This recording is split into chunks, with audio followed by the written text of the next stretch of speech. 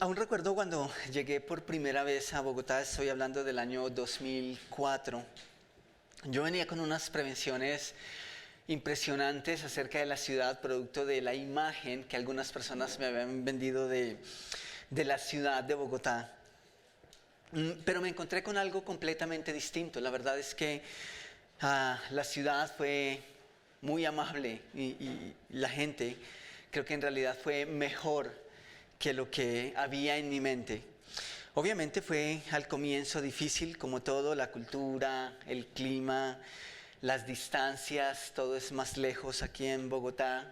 A diferencia de una ciudad o un pueblo como Ibagué, pues esta es una ciudad que va a 1000 por hora, va muy, muy rápido. Pero hubo cosas también que fueron de adaptación y pues obviamente llevaron su tiempo, pero creo que Dios ha sido muy, muy bueno conmigo en esta ciudad, en esta capital. Sin embargo, algo curioso que recuerdo es la forma en cómo algunos de mis amigos empezaron a sentir cierta preocupación por mí. Ellos pensaban que al estar en una ciudad como Bogotá, simplemente la ciudad me iba a absorber y que era muy posible que yo empezara a olvidar mis raíces y empezara a olvidar a mi gente y que olvidara de dónde había venido. Algunos incluso de ellos, yo venía de una iglesia, realmente al principio no era tan conservadora. En algún momento creo que el pastor hizo una transformación en la iglesia y la iglesia se volvió tan conservadora, casi que al punto de lo que algunos llamamos legalista. Y algunos de mis amigos empezaron a preocuparse por mí cuando me puse los brackets. Y ellos decían que eso era como orgullo y que de una u otra forma yo estaba como dejando a un lado la esencia y la satisfacción por cómo Dios me había hecho y me había creado. Y ellos empezaron a mostrar preocupación por eso. Otros se preocuparon cuando yo compré la primera computadora, porque decían que eso era como darle cabida a la tecnología y a ciertas cosas que venían con algunos avances tecnológicos. Pues ellos siempre me habían visto mis primeros sermones o mis primeras charlas eran escritas a mano. Entonces cuando tenía la oportunidad de enseñar eran las hojas cuadriculadas o rayadas y eso es algo que recuerdo con mucho cariño. Pero de una u otra forma Dios empezó a cambiar esas cosas y algunos expresaban preocupación por eso. Y saben, yo no quiero ser duro con ellos esta mañana, pero eso me hace pensar en la forma en cómo algunas personas miden el éxito, ¿cierto? Algunos simplemente esperan estar en la cima para decir, por fin, cambié de gente, cambié de pueblo, cambié incluso de familia. A veces eso es lo que ocurre. Y muchas de esas personas que expresaban esos temores simplemente es porque tenían ecos emocionales de ver cómo amigos viajaron o salieron, o viajaron incluso a algunas ciudades, a algunas metrópolis y luego se olvidaron por completo de su gente, incluso de sus familias. Así que es apenas normal. Yo tengo amigos que crecieron conmigo y que incluso pude conocer después en pueblos mucho más pequeños y vinieron a la ciudad, empezaron a trabajar, empezaron a estudiar, después sus vidas, entre comillas, mejoraron, especialmente en la parte económica, y luego simplemente se olvidaron por completo de sus raíces. Y quizá ustedes pueden pensar en coterráneos, en personas que conocieron, que crecieron con ustedes, pero que por X o Y circunstancia tuvieron la oportunidad de salir del país, viajaron a Europa, a Estados Unidos, Canadá, y a los 15 días ya estaban publicando, triunfando y cerrando bocas. Esa es la frase que distingue a muchos. Porque eso pasa. A veces el éxito hace que nosotros nos olvidemos de dónde venimos. Y es fácil olvidar. La verdad, hay cosas que son muy fáciles de olvidar. Pero a veces con nuestros malos recuerdos también se nos van los buenos recuerdos y olvidamos cosas que no deberíamos olvidar. A veces la prosperidad tiene un precio muy alto sin que nosotros lo notemos y terminamos pagándolo. Y a veces la prosperidad de muchos implica abandonar su visión, abandonar la esencia y olvidar de dónde Dios les ha sacado y les ha rescatado. A veces la comodidad no es un buen aliado. Y no estoy con eso defendiendo el falso concepto de humildad. Simplemente estoy diciendo que a veces la comodidad nos hace olvidar de la necesidad que pasa otro o las necesidades que pasan otros. No solamente ocurre en el ámbito material, ocurre de una u otra forma en nuestro interior. Y creo que eso es mucho más triste aún. A veces lo único que queremos es triunfar para dejar atrás incluso nuestras raíces y personas que amamos. Una de las cosas que nosotros resaltamos de José fue su capacidad de perdonar, ¿cierto? Su capacidad de reconciliación y mantener un corazón rebosante de gozo, de gratitud, de fidelidad a Dios, aún en medio de todas esas adversidades.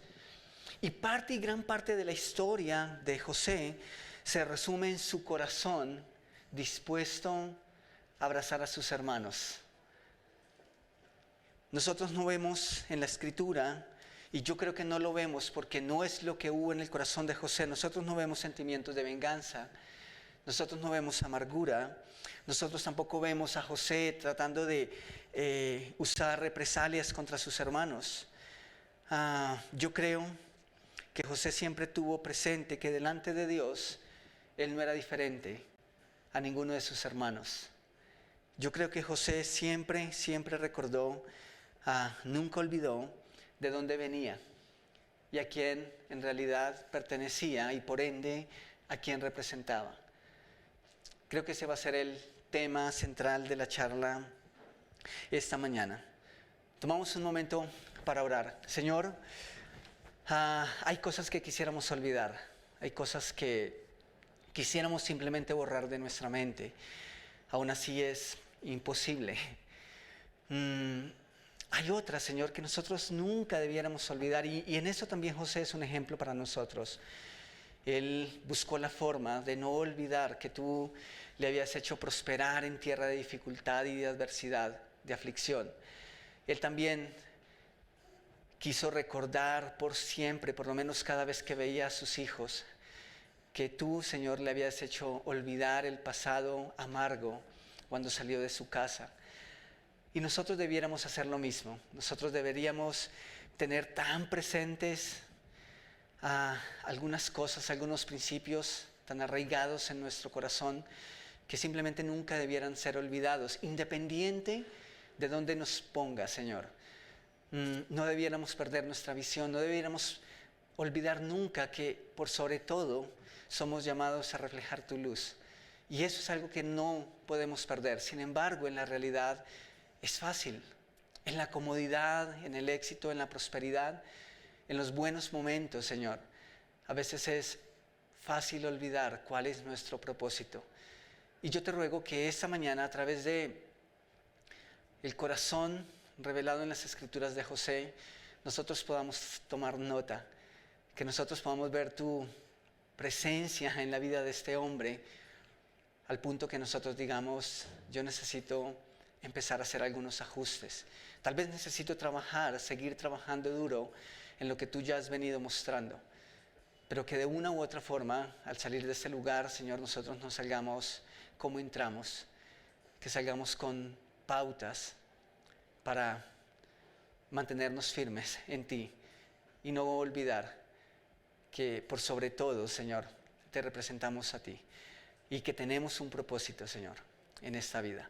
Gracias por mis hermanos, por los que han llegado esta mañana. Gracias, Padre, por permitirnos tomar este tiempo para meditar en tu palabra. Muchas gracias, Rey. Oramos en tu nombre. Amén. Bueno, gracias por estar con nosotros esta mañana. Como lo dije, creo que este punto de no olvidar y que nuestra comodidad no nos haga olvidar las necesidades que pasan otros, creo que va a ser el ápice de la charla esta mañana. Y nosotros vemos en José una de las tantas cosas y virtudes que vemos en José, y tal vez una de las más llamativas y más dignas de exaltar es su capacidad de perdonar, es su corazón a la hora de abrazar a sus hermanos y ese corazón que llama a la reconciliación. De hecho, en eso José es un tipo de la persona de Jesús. Jesús, aun cuando lo condenaban, cuando lo azotaban, cuando lo estaban sacrificando, Él dijo: Padre, perdónalos, porque no saben lo que hacen, ¿cierto? Y en eso, de una u otra forma, José nos recuerda o le hablaba a esa generación de lo que siglos después íbamos a ver en la persona de Jesús. El apóstol Pablo, de hecho, habla de esto en su segunda carta a los Corintios. Quiero que vayamos allá, segunda de Corintios, capítulo 5, versículo 19. Segunda de Corintios, capítulo 5, versículo 19. Pablo dice que Dios estaba en Cristo reconciliando consigo al mundo, no tomándoles en cuenta a los hombres sus pecados. Y nos encargó a nosotros la palabra ¿de qué? De reconciliación. Ok, ¿cómo es que eso pasa? Vamos a notarlo esta mañana. Pero lo que quiero que entendamos aquí es que de José podemos obtener ese ejemplo. José estaba en Egipto, estaba en la cumbre del éxito, no del éxito que tenemos aquí, sino en la cumbre de la prosperidad, ¿cierto? Y él, en medio de la dificultad, aún en ese punto, no ha olvidado por qué Dios lo llevó a Egipto. Y nosotros decimos: no, Dios no lo llevó a Egipto. Fueron sus hermanos, llenos de odio, lo vendieron. Y entonces José está actuando mal. Porque en realidad lo que José debería haber hecho, o debería estar pensando hacer con sus hermanos, es darles lo que merecen. Pero no vengamos con ese cuento de que, ¿cómo así que Dios los llevó? Bueno, tal vez eso es lo que nosotros podemos pensar, pero vamos a leer de las propias palabras de José cómo es que él veía todo este panorama. Pero lo que quiero que entendamos hasta aquí es que Pablo dice que Dios estaba en Cristo reconciliando al mundo consigo mismo. ¿Y saben cuándo pasó eso en nuestras vidas? Cuando aceptamos a Cristo como nuestro Salvador personal. Cuando Dios nos hizo entender la necesidad de un Salvador y reconocimos que no podíamos hacer absolutamente nada para merecer la salvación, confesamos nuestros pecados y le dijimos a Dios ese día o esa mañana, esa noche, que fuera nuestro Salvador, que viniera a nuestra vida y que fuera el Señor de nuestras vidas. Entonces ese día Dios o nosotros nos reconciliamos con Dios. A través de Jesús no hay otro camino. Y quizá ustedes pueden recordar ese momento ahora mismo. Y sería genial que lo pudieran recordar. Pero una vez, noten lo que dice el apóstol Pablo, una vez nosotros nos reconciliamos con Dios, se nos dio una responsabilidad. ¿Y cuál es esa responsabilidad? Pablo dice que se nos encargó la palabra de reconciliación. Eso es interesantísimo. ¿Saben cuál es el problema? Que al tener la paz de Dios en nuestra vida, que al disfrutar de la salvación, al disfrutar de su gracia, al disfrutar de sus misericordias, a veces nosotros nos olvidamos de esa segunda partecita. Esa parte que dice: ustedes son encargados de. Y vamos a seguir hablando de eso. Volvemos a José y uno sabe que José ha estado anhelando ese momento del reencuentro. Uno sabe que José anhela volver a ver a sus hermanos y tener ese momento de reconciliación. ¿Ustedes recuerdan lo que ocurre cuando finalmente José se encuentra con sus hermanos? Tal vez los que han leído esa parte de la Biblia pueden recordarlo, pero vamos a leerlo todos esta mañana. Pero lo que la Biblia nos dice, y vamos a obviar algunos capítulos, tal vez, vamos a hacer unos saltos grandes en estos capítulos de Génesis, pero uno ve a José emocionado pensando en ese momento. La Biblia nos dice que incluso en algunos momentos, mientras él no se atrevía a revelar su identidad a sus hermanos, él tuvo que apartarse de algunas reuniones, tuvo que apartarse de algunos círculos sociales e ir a un lugar, a un cuarto, y la Biblia dice que lloraba, porque él veía a sus hermanos, sabía que eran sus hermanos, pero sus hermanos aún no lograban identificar. Así que el corazón de José, ustedes pueden imaginarlo, tiene todos estos sentimientos, pero creo que uno de esos sentimientos era: quiero abrazarlos y quiero estrechar sus manos y quiero que sepan que yo estoy aquí y quiero decirles que no tienen que tener temor. Creo que José estaba esperando ese momento por tiempo y ese momento había llegado. Y quiero que vayamos allá mismo, Génesis capítulo 45, y vamos a leer muchos versículos aquí, a partir del versículo 1, Génesis 45, versículo 1. Llega el punto, como les dije, hay más textos similares a este, pero vamos a saltarlos y vamos a concentrarnos aquí en el capítulo 45, versículo 1. Y dice la Escritura que José, ¿qué? Ya no podía. Ahora, pensemos por un instante en personas a las que nosotros amamos, pero personas que todavía no se han reconciliado con Dios. ¿Cuál es tu sentimiento? ¿Cuál es tu sentimiento? José dice, la Escritura, ya no podía contenerse delante de todos los que estaban a su lado. Así que exclamó: que salgan todos de mi presencia. Así que nadie estaba con él cuando se dio a conocer a sus hermanos. Solo eran ellos, eran familia, era sangre. Y luego dice, versículo 2, y dio rienda suelta a su llanto. Wow, ¿ustedes pueden imaginar esa escena? Una escena de reconciliación. José se está reconciliando con sus hermanos. Y lo supieron los egipcios y también lo supo la casa del faraón. Y les dijo José a sus hermanos: yo soy José, ¿vive todavía mi padre? Pero sus hermanos no pudieron responderle porque estaban confundidos en su presencia. Era apenas natural. Ellos sabían que se habían equivocado, ellos sabían que habían hecho lo incorrecto, que habían cometido un error grandísimo. Así que yo creo que ellos simplemente están esperando que, como decimos vulgarmente, José los mande a su casa de regreso. Y tenía todo el derecho de hacerlo. Así que ellos están conmovidos, dicen que no pueden responderle nada. Pero noten lo que dice José en el versículo 4. Entonces José les dijo: acérquense a mí. Y ellos se acercaron y él les dijo: yo soy José, su hermano, el que ustedes vendieron a Egipto. Pero no se pongan tristes, ni lamenten el haberme vendido, porque Dios me envió aquí. Ok. ¿Notan lo que Dios hace? Esas son las cosas que Dios hace. Y qué bueno que José lo tiene claro. Y qué bueno que José ha entendido eso desde el mismo comienzo de su historia. Dice, voy a leerlo nuevamente, pero José les dijo: no se pongan tristes ni lamenten el haberme vendido, porque Dios me envió aquí delante de ustedes para preservarles la vida.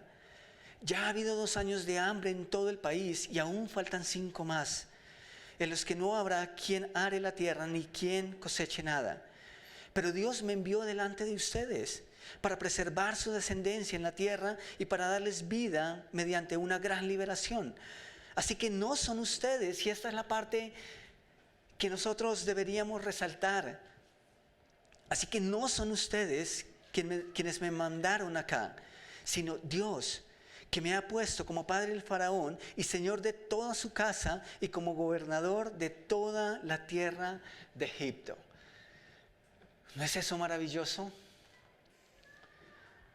¿No anhelan ustedes, después de un tiempo de dificultad, poder decir, wow, la verdad es que yo sabía que esos no eran mis planes, pero ahora entiendo a ciencia cierta y puedo decir que efectivamente Dios estaba guiando mis pasos en medio de toda esta travesía?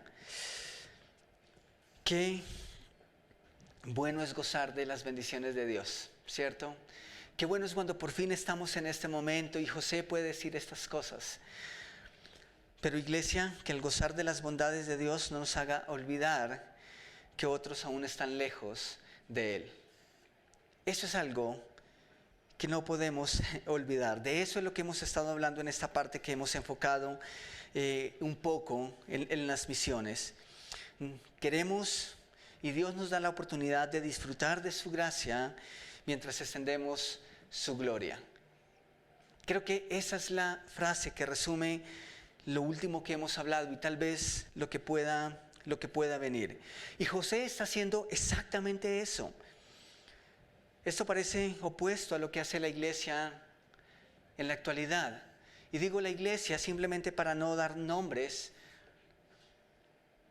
pero eso se parece o es muy diferente a lo que la iglesia en la actualidad está haciendo. Lo que muchas iglesias están haciendo, y nosotros no estamos exentos de eso, pero lo que muchas iglesias están haciendo es disfrutar de su gloria, es disfrutar de sus bondades. Y literalmente lo están haciendo. Y no quieren mirar más allá, porque no quieren extender su gloria. De hecho, he escuchado relatos de iglesias que definitivamente han dicho, ¿quién necesita ir? Nosotros tenemos el dinero. No hay nadie dispuesto de nosotros a ir, nosotros estamos bien aquí.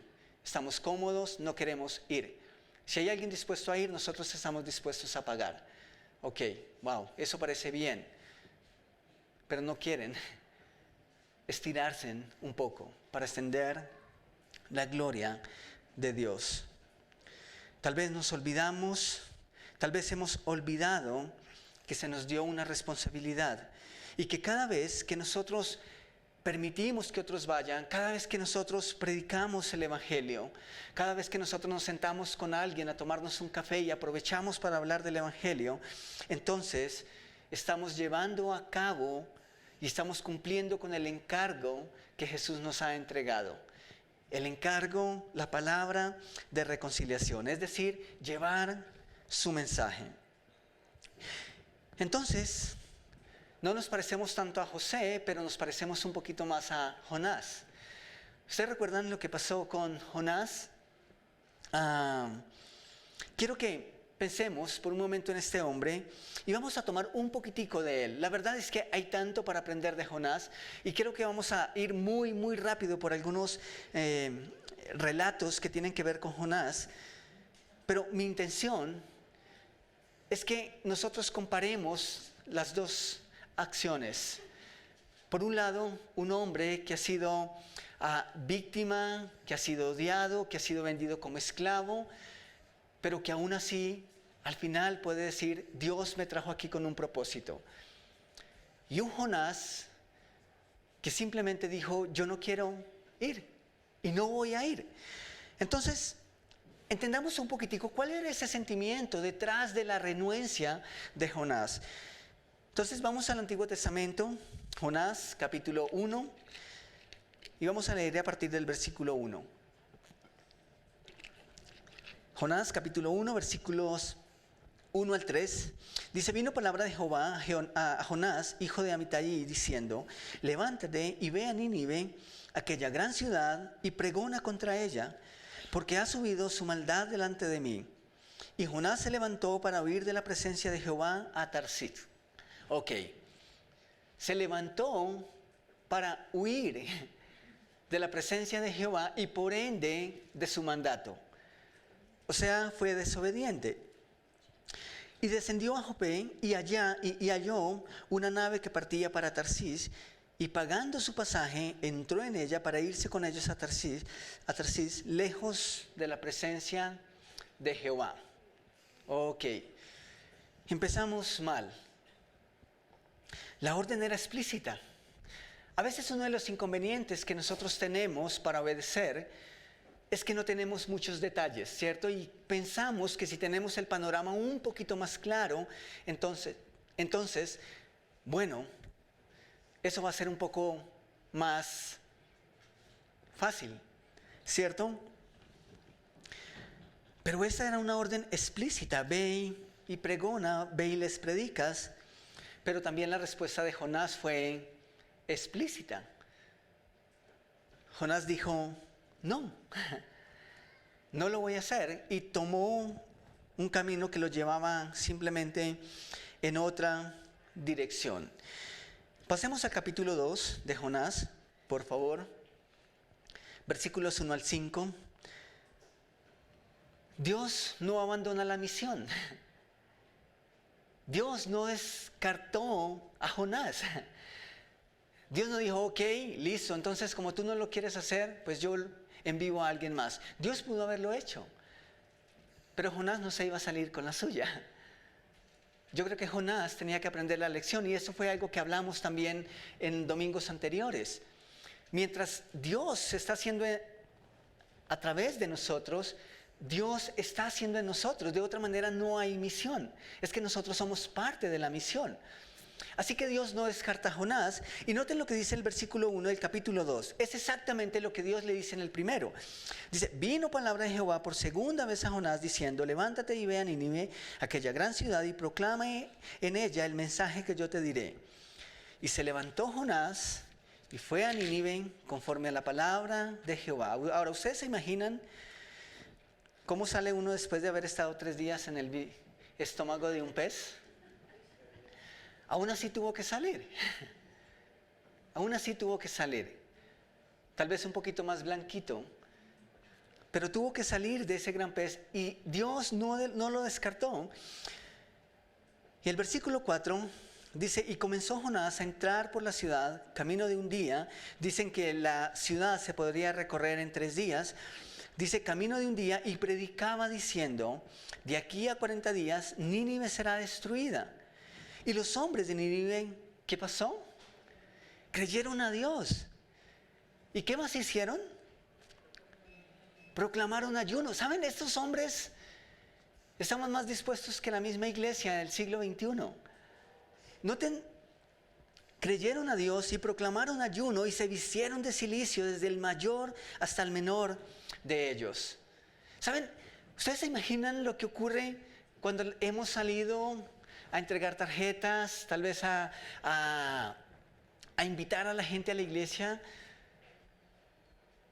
¿Ustedes no esperan que estas cosas pasen? Esa es nuestra esperanza. Pero ¿saben? Creo que después de eso, creo que no ha habido algo similar hasta cuando la iglesia es plantada y Pedro da su primer sermón, que nos dice en la escritura que más de 3,000 personas se convirtieron al evangelio y que creyeron al evangelio. Pero lo que está pasando aquí es impresionante. Hay mucha gente que está creyendo, y uno pensaría que en este punto de la historia Jonás está tan emocionado tanto como José, porque todas estas personas se están reconciliando con Dios y el mensaje está llegando. Y uno esperaría que Jonás, en serio, está tan emocionado que incluso, al igual que José, está al punto que no puede contener su llanto de la emoción. Vamos a ver si eso es lo que pasa, pero hay otras cosas que están pasando. Miremos ahí Jonás 2, versículo 6 en adelante. Y llegó la noticia hasta el rey. Capítulo 3, perdón. ¿Estamos ya en el capítulo 3? Ok. Versículo 6, ustedes me dicen si sí es verdad. Y llegó la noticia hasta el rey de Nínive. ¿Sí? Ok. Gracias.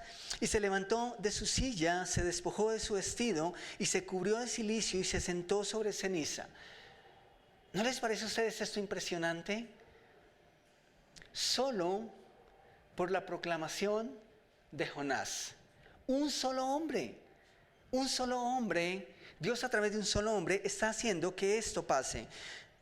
Versículo 7, e hizo proclamar y anunciar en Nínive por mandato del rey y de sus grandes, diciendo, hombres y animales, bueyes y ovejas, no gusten cosa alguna, no se les dé alimento ni beban agua, sino cúbranse de cilicio hombres y animales, ¿y qué? Y clamen a Dios fuertemente. Esto es impresionante. Y les dice, y conviértanse cada uno de su mal camino, de la rapiña que hay en sus manos. ¿Quién sabe si se volverá y se arrepentirá Dios y se apartará del ardor de su ira y no pereceremos? Y vio Dios lo que hicieron, que se convirtieron de su mal camino y se arrepintió del mal que había dicho que les haría y no lo hizo. Ok. Wow. Ojalá un día nuestro mensaje sea tan eficaz. Eso es maravilloso. Capítulo 4 de Jonás, versículos 1 al 11. Jonás, capítulo 4, versículos 1 al 11. ¿Cómo creen ustedes que está Jonás a esta altura? Rebosante de gozo, ¿cierto? El versículo 1 del capítulo 4 nos dice, pero Jonás se apesadumbró en extremo y se enojó. ¿Por qué? ¿Por qué habría de enojarse? ¿Por qué estaba tan lleno de amargura? Y noten lo que pasa. Y oró a Jehová y dijo, ahora, oh Jehová, ¿no es esto lo que yo decía estando aún en mi tierra? Por eso me apresuré a huir a Tarsís, porque sabía que tú eres Dios clemente y piadoso, tardo para enojarte y de grande misericordia, y que te arrepientes del mal. ¿Qué había de malo? ¿Qué había de malo en eso? ¿Acaso no es eso lo mismo lo que cada uno de nosotros necesitamos para tener una reconciliación con Dios? La pregunta es, ¿qué hizo que Jonás olvidara eso? ¿Qué hace que un hombre que ha experimentado la misericordia, que ha conocido a un Dios clemente, piadoso, lento para la ira, ahora simplemente desea que todo eso sea opuesto y que caiga sobre alguien más? Ahora, esa es una forma activa de decir, Dios, ¿qué pasa con esa gente? ¿Acaso no es que los ibas a acabar? Por eso yo no fui. Porque yo sabía que tú lo ibas a hacer. Que no importa qué mal hayan hecho, tú los ibas a perdonar. La pregunta es, ¿en qué momento Jonás se cree mejor que los demás pecadores? ¿En qué momento lo olvidó? ¿En qué momento nosotros a veces simplemente, no en las palabras de Jonás, pero caemos en el mismo error? Entonces dice el versículo 3, ahora pues, oh Jehová, te ruego que ¿qué? ¿En serio? ¿En serio es tan miserable la vida de Jonás? Porque simplemente Dios lo está usando y ahora miles de personas se están creyendo y se están arrepintiendo. Pues Jonás está muy amargado, incluso le dice a Dios que le quite la vida porque mejor es la muerte que la vida. Y Jehová le dijo, ¿haces tú bien en enojarte tanto? Y eso me parece un papá hablando con su hijo pataletoso. Y le dices, ¿haces bien en enojarte tanto? Y salió Jonás de la ciudad y acampó hacia el oriente de la ciudad y se hizo allí una enramada. Wow. Y se sentó debajo de ella a la sombra hasta ver qué acontecería en la ciudad. ¿Qué creen ustedes que estaba rogando Jonás que pasara? Destrucción. Que Dios los castigue. Versículo 6, y preparó Jehová Dios una calabacera, la cual creció sobre Jonás para que hiciese sombra sobre su cabeza. ¿Notan cómo es Dios de bonito? ¿En serio? En serio, Dios hace esas cosas. Y yo leo estos textos y casi que puedo imaginar una sonrisa en el rostro de Dios. Y a Jonás ahí amargado, renuente, haciendo pataleta. Pero Dios está ahí, hizo crecer una calabacera, la cual creció sobre Jonás para que hiciese sombra sobre su cabeza y le librase de su malestar. Y Jonás se ¿qué? Alegró grandemente por la calabacera. Claro, ¿cómo no hacerlo? Pero al venir el alba del día siguiente, Dios preparó un gusano. ¿Notan? Este es el humor de Dios. Dice que Dios preparó un gusano, el cual hirió la calabacera y se secó. ¿Cómo estaría Jonás ahora? Y aconteció que al salir el sol, preparó Dios un recio viento solano, y el sol hirió a Jonás en la cabeza, y se desmayaba y deseaba la muerte, diciendo: mejor sería para mí la muerte que la vida. Entonces Dios dijo a Jonás: ¿tanto te enojas por la calabacera? Y Jonás le respondió: mucho me enojo, hasta la muerte. Y dijo Jehová: ¿tuviste tu lástima de la calabacera, en la cual no trabajaste, ni tú la hiciste crecer, que en espacio de una noche nació y en espacio de otra noche pereció? Iglesia, puede que no se lleven nada o no nos llevemos nada más para casa en este día, pero por favor, llevémonos el versículo siguiente. No eso, por favor. El versículo 11. Y luego Dios le dice, después de haberle reclamado a Jonás lo anterior, Dios le dice: ¿y no tendré yo piedad de Nínive? Aquella gran ciudad donde hay más de 120,000 personas que no saben discernir entre su mano derecha y su mano izquierda, y muchos animales. Ese es el punto. Ese es el punto. Jonás se lamentaba por una calabacera que se había secado, porque ahora le molestaba el sol otra vez. Pero había olvidado completamente la visión. Es más, yo creo que mientras la calabacera estaba fresca y antes de que ese gusano apareciera, yo creo que Jonás seguía pensando: ¿y cuándo va a llegar el juicio? ¿Por qué? Porque las comodidades a veces nos hacen olvidar de aquellos que aún no han tenido una paz con Dios. Y ahí está Jonás. ¿Saben qué me parece interesante? Todo lo que Dios hace para mostrarnos lo que nosotros valoramos versus lo que vale y lo que prevalece y lo que trasciende. El valor que Dios le da a un alma versus lo que nosotros valoramos en la vida. Nosotros a veces valoramos banalidades. Dios, y lo que mueve su corazón son las almas que aún no le conocen. Aún así, Dios no le estaba pidiendo demasiadas cosas a Jonás, solo le estaba diciendo: ve y predícales y ellos se arrepentirán. Y así fue. Jonás no tuvo que sufrir lo que sufrió José, por ejemplo, lo que sufrieron los apóstoles, lo que sufrieron otros profetas. Pero en su corazón se había olvidado a quién pertenecía y para qué había sido llamado. Incluso había olvidado que esa misericordia, esa clemencia, esa piedad, esa tardía para el enojo era lo mismo que le permitía seguir respirando y tener una paz con Dios y tener un diálogo con Dios. Entonces Jonás tenía los motivos para no ir a Nínive. ¿Saben por qué una de las razones Jonás no quería ir a Nínive? Nínive era una ciudad asiria. ¿Y qué habían hecho los asirios con el pueblo judío? Pues ellos fueron los principales enemigos. Y es posible que Jonás todavía tenía esos recuerdos o conocía la historia al punto que pensaba que ellos no merecían el perdón de Dios. Así que Jonás tenía sus motivos, pero Dios también tenía los de él. Y los motivos de Dios son los correctos y siempre van a ser los correctos, no los nuestros. Entonces, ¿en qué momento nos olvidamos?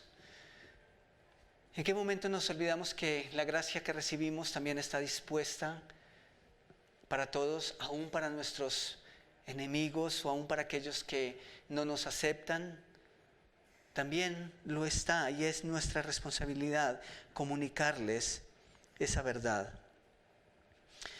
No podemos olvidar, en medio de la paz que nos produce el perdón de Dios, el perdón de Jesús, ignorar que aún hay muchos lejos de Él. El apóstol Pablo, vamos al Nuevo Testamento, en su primera carta, primera de Pedro, capítulo 2, versículos 9 al 10. El apóstol Pedro escribe esto a la iglesia. Él dice: mas vosotros sois linaje escogido, real sacerdocio. O sea, ¿nosotros quiénes? Los hijos de Dios, la iglesia. La iglesia. ¿Ustedes recuerdan quién era el real sacerdocio en el Antiguo Testamento? La tribu de Leví, ¿cierto? Dios había dispuesto una corte sacerdotal para que guiara espiritualmente no solamente al pueblo, sino que también a la luz de la nación de Israel, la luz de Jesús, la luz de Dios, resplandeciera en todas las demás naciones. Ese era el objeto o el objetivo de Dios en gran parte con su nación Israel.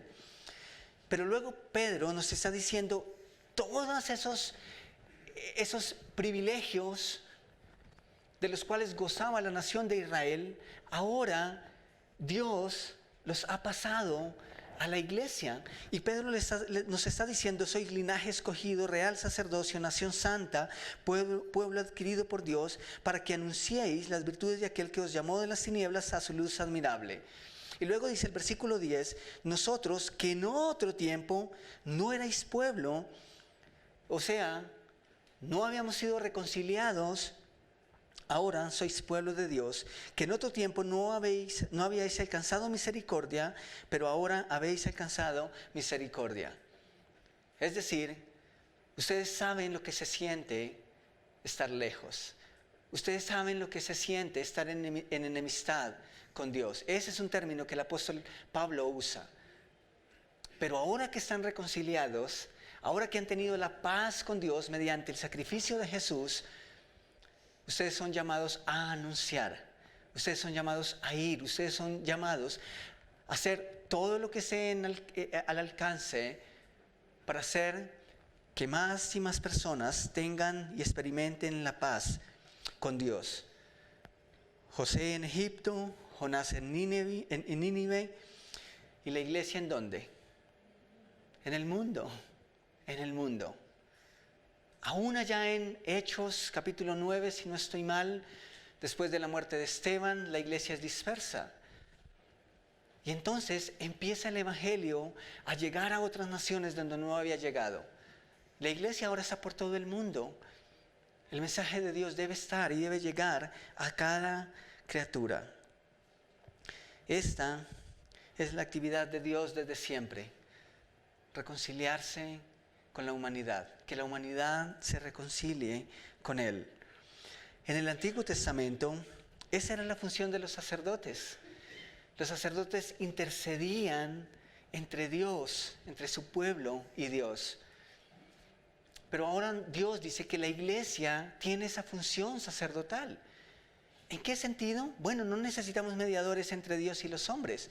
Ya tenemos a uno que es Jesucristo, hombre.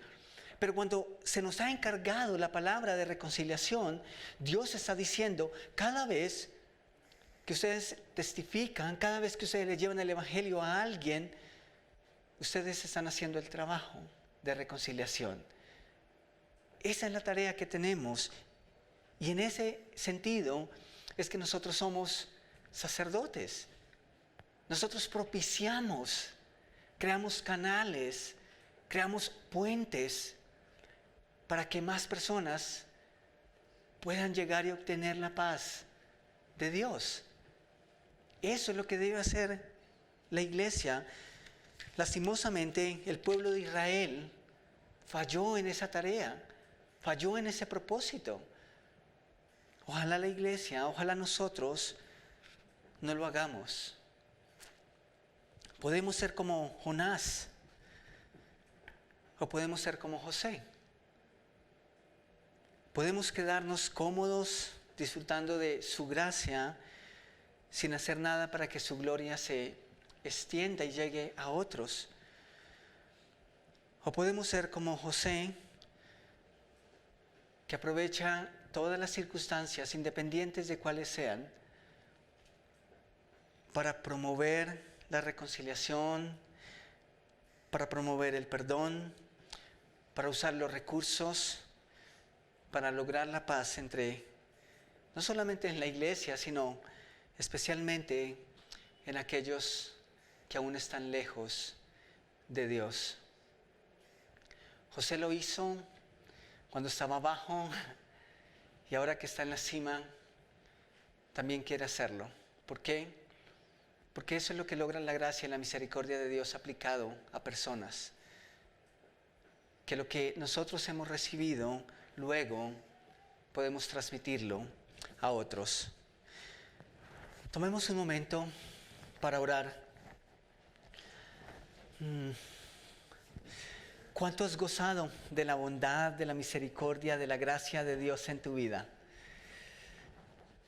La manera en que esa gracia, en que esa clemencia, en que esa tardía para su enojo se ve más clara en nuestras vidas, es en nuestra salvación. Es en ese momento cuando Dios nos recordó y nos aclaró y nos hizo saber que nosotros éramos dignos de su ira, dignos de su furor.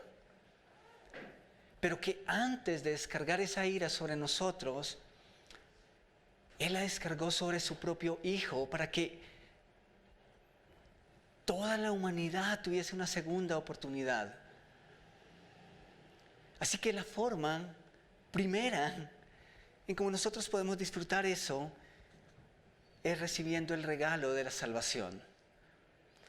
Y si tú no tienes ese regalo, si tú no tienes esa certeza de tener esa relación con Dios, de estar reconciliado con Él, pues esa mañana nosotros queremos que tú des ese paso, el paso de la reconciliación. Tal vez no hay 120,000 personas aquí, pero de igual manera como Dios lo hizo con esas 120,000 personas en Nínive, Dios lo hizo personalmente por cada uno de nosotros. Así que esta mañana, si tú quieres tener esa paz y esa reconciliación con tu Creador, porque no lo has tenido, tú puedes dar ese paso. Y simplemente si quieres levantar tu mano y decirnos, yo quiero hablar de eso, yo no estoy segura de haber dado ese paso, simplemente lo puedes hacer. Y con eso nos dices, yo quiero hablar de esto. ¿Hay alguien? ¿Hay alguien que diga, yo quiero saber cómo es esto de reconciliarme con Dios? Levanta la mano si ese es tu deseo. Señor, fueron tantas cosas que tú hiciste y que yo no veía, pero que tú estabas obrando cuando te pude conocer. Y te doy muchas gracias, Señor, por todas esas circunstancias, por esas personas que como Jonás, no sé si con tanta renuencia al principio, pero simplemente tú los usaste. Y te doy gracias, Señor, por todos esos detalles. Y Señor, te doy gracias por esos 120,000 en Nínive que se arrepintieron.